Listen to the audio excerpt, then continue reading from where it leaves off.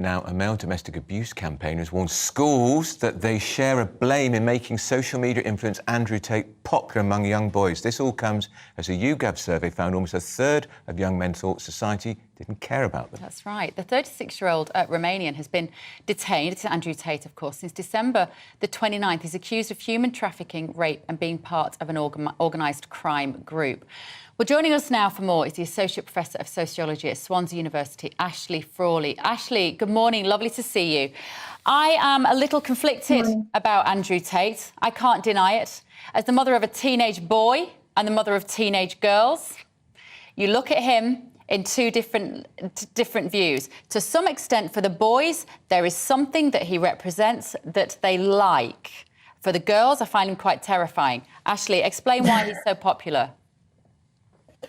I think generally in society now we seem to have, we seem to be offering very little to young men and to young women to a certain extent. But I think there is a huge gap where becoming a man no longer has any meaning. And in fact, it can be quite stigmatized. It can be associated with all sorts of evils and violence and so on. Certainly there have been campaigns for a long time that in order to get people's attention around domestic violence, they tell horror stories. And just gradually over time, when you tell a lot of bad stories and you have a lot of campaigns around male violence, the idea comes across that men generally are violent. It's not just that. There are all sorts of other things going on. If you don't go to university, what are you going to do with yourself, right?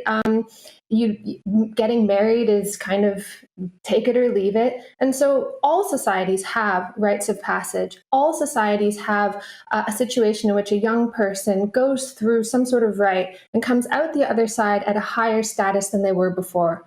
Our society doesn't have that. In fact, when you become an adult, it's kind of meaningless. And even you might even be passing into a lower status. Our society says that children are the future, which kind of says adults aren't, that adults of today can't deal with problems and even they're the cause of problems. That's a real bad message to give to young people. That's a bad kind of cultural ethos that we have, a cultural belief that we have. And I think as long as we keep blaming these individuals, bad though they may be, we will never have this open societal conversation about what it means to be an adult and to give young people a meaningful adulthood and rites of passage that recognize that they become something better and bigger than they were before. What Andrew Tate was, I'm saying was because obviously he's not on social media at the moment because he's banged up in Romania, but what he was extremely good at was social media. He was good at putting out his videos, incredibly articulate, incredibly smart in some ways, and really understood his audience. He espouses a view, doesn't he, of hard work, not drinking, clean living. A lot of what he says, I have no problem with. But it's his views around women that are incredibly troubling. Partly, sometimes it's hard to tell whether he's saying it slightly with his tongue in his cheek, whether he knows he's being deliberately provocative, saying that women should be in the kitchen and they shouldn't be going out to work and that men should make money. It's all very kind of prehistoric attitudes. But there's something about the way that he talks to men, young men in particular, that they like that, Ashley. It gives them certainty. And we've let down a whole generation of young men if they look into that and aspiring to be that without understanding the needs of women. How do we get that balance right? Yeah, I think what these people are speaking to is a gap.